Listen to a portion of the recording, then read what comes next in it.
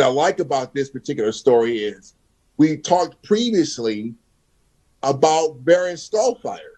Yeah, exactly. We And did talk about Baron Skullfire. remember talking about the Congo City of Skulls? Yeah. Well, he's saying that these skulls that were in the cave from his ancestors, okay, and practiced this ritual that goes all the way back to Africa.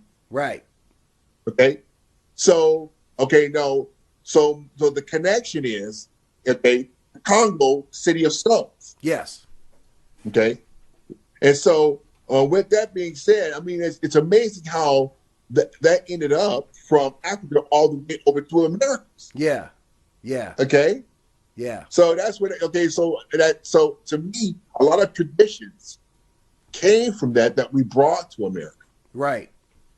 Our traditions, and that's kind of what I got from the story. Yeah. Yeah. I agree with you there. Yeah. It's an interesting part. I just dropped the link in the chat. For anybody who wants to check out we just scratched the surface on Baron Skullfire, by the way. So we've just kind of started to bring more and more of the other Ghost Riders to light.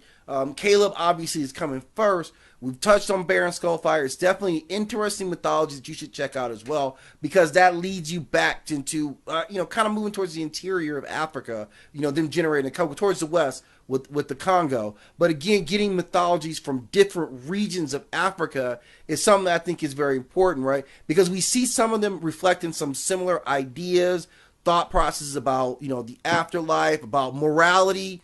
We've drawn some direct lines between, what North Africans believe in terms of maintaining a high moral standards. We talked about Ifa coming from the Western. So this really ties into that thinking. It's the same, we have Montu, right? We have Memnon, who is North African, but this is kind of like generationally like another representation of Memnon. Mm-hmm. And what you mentioned that I thought was most significant is in the same vein as the Black Panther, where he was going back to accessing his ancestors, that's where his real power came from. It's exactly the same thing with Caleb. Exactly. Beautifully said. And that's exactly what I'm talking about. Right? And that right there was really most significant to me. Mm-hmm. Because it tells me that he is going right back to his ancestral origins. Yes. Right? And he's drawn upon this power to become exactly what his ancestors were. Yes.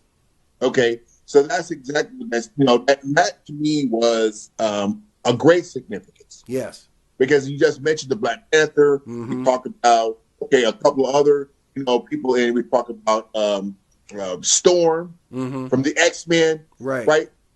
All of these characters have their origins and their ancestral. Yes. Type, okay. Yes. That's okay. So right. So there's a basis for that. Yes. And I love it. Yeah, that's a common thread that we haven't really looked at, because even just to kind of throw Vixen into the mix, it's the same thing. Vixen. Like Vixen was a part of a line. If you're not familiar with this, it's the DC character Vixen.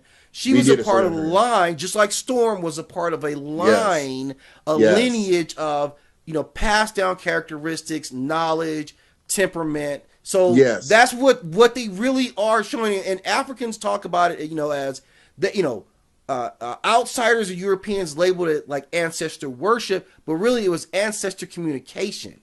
Yes, absolutely, 100%. Yeah.